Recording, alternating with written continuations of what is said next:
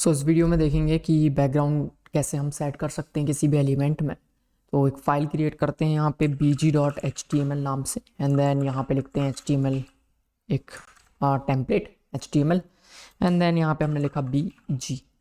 Okay, and then css में अभी यहीं पे लिख रहा हूँ डायरेक्टली, कोई css फाइल अलग से क्रिएट नहीं कर रहा हूँ, but as a best practice आपको एक css फाइल अलग से क्रिएट करके इसके साथ लिंक करना है। यहाँ पे हम एक स्टाइल सीट डायरेक्ट ऐड करने के लिए स्टाइल टैग का यूज़ करते हैं।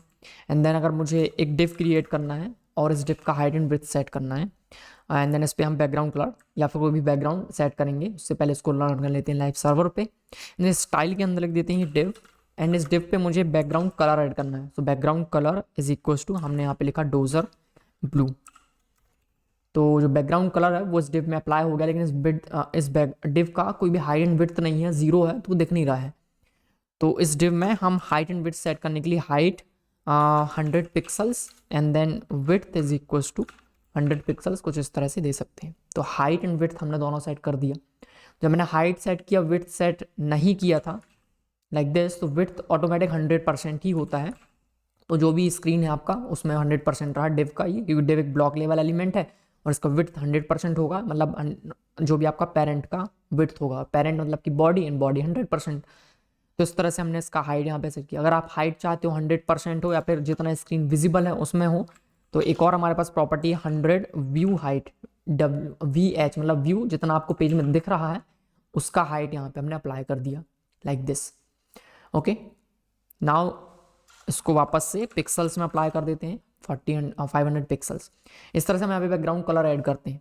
अगर आप यहाँ पे RGB कलर यूज़ करते हो लाइक दिस, एंड देन यहाँ पे हमने लिखा RGBA, एंड देन आप यहाँ पे उसका जो अल्फ़ा प्रॉपर्टी है कि कितना आप ओपेसिटी चाहते हो वो आप यहाँ पे पास कर सकते हो like this. So background image अगर मुझे यहाँ पे सेट करना है तो यहाँ पे लिखेंगे हम background image and then URL, and then इस URL पे आपको एक इमेज का URL देना है। तो एक इमेज उठा लेते हैं लॉरेम पिक्सम से, pixums.photos, यहाँ पे आपको डमी इमेजेस मिल जाते हैं लाइक दिस। तो इस इमेज को मैंने कॉपी किया and then paste it here. अगर इसका साइज़ चेंज करना है मैं इसका साइज़ चेंज कर सकता हूँ like this, and then 1000 by 1000 का मुझे एक इमेज चाहिए, तो वो इमेज मुझे मिलेगा, एंड देन यहाँ पे ये सेट हो गया। ओके, सो इस तरह से हम कोई बैकग्राउंड इमेज यहाँ पे सेट कर सकते हैं। सो फॉर एग्जांपल ये जो इमेज है वो छोटा है, मान लेते हैं 200 पिक्सल्स एंड 200 पिक्सल्स का है ये लाइक दिस। अब देखो जो इमेज है वो डुप्लीकेट हो रहा है, कॉपी हो रहा है यहाँ पे। सो यहाँ पे हम एक प्रॉपर्टी ऐड करेंगे कि बैकग्राउंड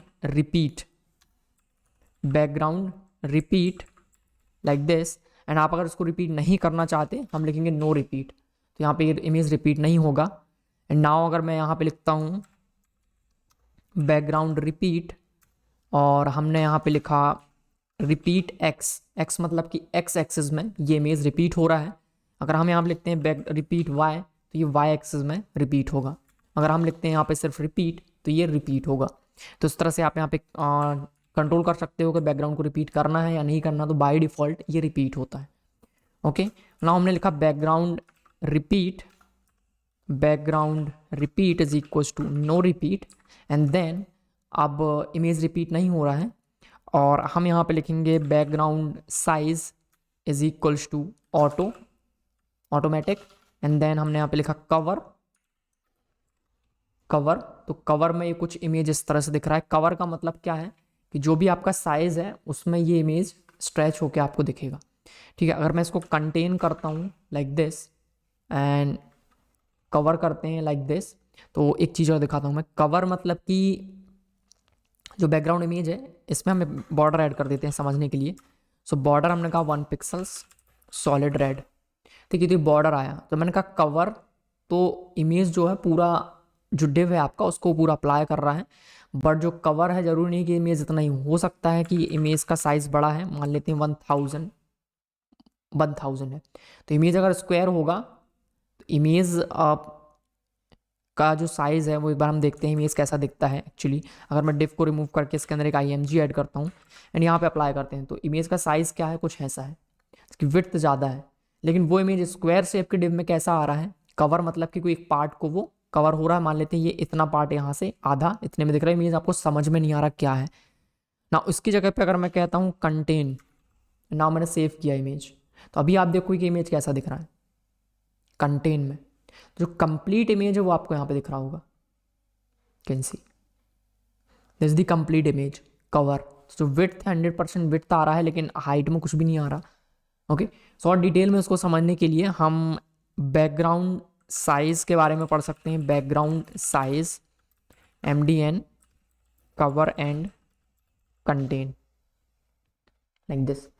सो यहाँ पे देखते हैं क्या क्या प्रॉपर्टीज आप ऐड कर सकते हो। इस इमेज को देखना है, contain like this, contain but no repeat, तो ये रिपीट नहीं होगा। अब बैकग्राउंड साइज कवर, कवर मतलब जो इमेज है आपका वो उस डिफ के साइज को पूरा कवर करेगा। अगर उसका हाइट ज़्यादा है तो वो कट जाएगा, विड्थ ज़्यादा है तो वो भी कट जाएगा like this. Okay, now here cover and contain, इसके बारे में और डिटेल में आप यहाँ से पढ़ सकते हो। Scales the image as large as possible within the container without cropping and stretching. तो वही हो रहा था यहाँ पे कि कंटेनर को कंप्लीट कर रहा है इमेज विदाउट स्ट्रेचिंग। उसमें हो सकता है कि हाइट है ही नहीं तो उस जगह पे वाइट दिख रहा है, बट कवर के केस में क्या होता है, scales the image while preserving its aspect ratio to smallest possible size to the container, that is both its height and the width, completely cover the container leaving no empty space। जब मैं इसको कहता हूँ cover तो कोई भी empty space आपको नहीं दिखेगा, वो जो इमेज है पूरा स्ट्रेच हो जाएगा। एंड हो सकता है आपको समझ में नहीं कि इमेज है क्या एक्चुअली, बट वो पूरा स्ट्रेच होके हाइट एंड विड्थ को कवर कर लेगा, विच इज कवर। ओके, सो ये कुछ बेसिक प्रॉपर्टीज़ हैं जो कि हमने देखे कि आप इस तरह से एक इमेज को सेट कर सकते हो। ओके, अब जैसे कि कवर है, लेकिन आप देखो इस इमेज में, इस इमेज को थोड़ा और चेंज करते हैं। हमने इसको लिखा 2000 लाइक दिस, और ये जो इमेज है कुछ एक काम करते हैं, इसको हमने लिखा 500 and then 1000 like this. Okay, यहाँ पे मैं question mark ID is equal to 1 लिखता हूँ तो एक इमेज आया। यहाँ पे मैंने लिखा question mark ID is equal to 1 तो एक इमेज आया। एंड आई थिंक दोनों इमेजेस सेम है, नहीं दोनों इमेजेस अलग अलग हैं, बट इसमें कुछ नहीं। एक काम करते हैं कि इमेज को डाउनलोड करते हैं। ओके, तो यहाँ पे हमने लिखा लॉरेम पिक्सम एंड ये एक इमेज आया। इसको थोड़ा जो साइज़ है इसको चेंज कर लेते हैं। यहाँ पे हमने लिखा 500 लाइक दिस। नाउ इस इमेज को हमने सेव किया, save image as, and then जहाँ पे हमारा एग्जांपल है CSS के अंदर, कोड के अंदर CSS एंड CSS के अंदर डायरेक्टली यहाँ पे मैं इसको सेव कर देता हूँ। वापस आते हैं पेज में और मैं URL की जगह पे वो जो पाथ है वो देंगे हम slash not slash dot dot slash, और ये रहा हमारा इमेज का पाथ। तो ये इमेज कुछ ऐसा है। ओके, इस इमेज के सेंटर में था ये वाला पार्ट, तो हम जो पोजीशन है बैकग्राउंड कलर की, जो साइज, जो बैकग्राउंड हमने सेट किया है उसकी हम पोजीशन डिफाइन कर सकते हैं, बैकग्राउंड पोजीशन। हमने इसको लिखा सेंटर। तो आप देखो जो बैकग्राउंड का जो सेंटर वाला पार्ट है वो आपको इसके सेंटर में दिख रहा होगा ना। अगर मैं इसको कहता हूँ लेफ्ट, तो लेफ्ट वाला पार्ट आ रहा है बैकग्राउंड, देख सकते हो लेफ्ट में वाइट था एंड राइट में भी वाइट है, बीच में कुछ बना हुआ है। ठीक है, नाउ मैंने यहाँ पे कहा राइट, जो राइट वाला पार्ट है वो दिखने लगा।